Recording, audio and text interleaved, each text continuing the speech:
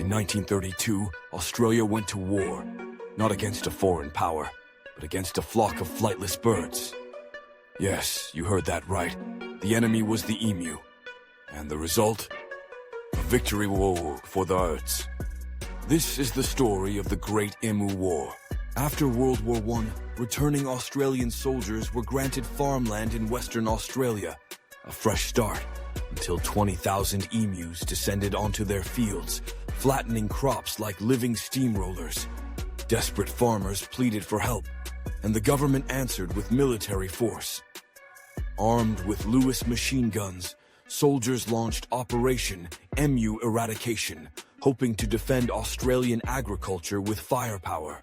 But emus are no ordinary adversaries. These birds can run up to 50 kilometers per hour, darting unpredictably across the landscape. Impossible to herd, impossible to corner. Soldiers set up ambushes, fired from trucks, and unleashed thousands of rounds. The emus simply scattered into smaller groups, dodging bullets with uncanny agility. One frustrated official even joked, "If we had a military division with the bullet-carrying capacity of these birds, we could face any army in the world."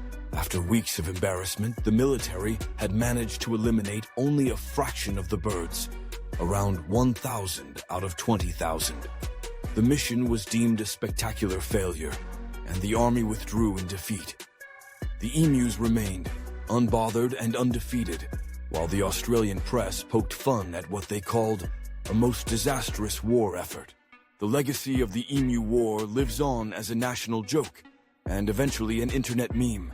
Yet the consequences were real. Farmers continued to struggle, and the government ultimately switched tactics, offering a bounty for emu kills instead of military intervention. To this day, emus thrive across the Australian outback, unbeaten, unbowed, and completely oblivious to their place in history. So, what can we learn from the Great Emu War? Never underestimate nature, especially when it's fast, tall, and just a little bit absurd. The Great Emu War.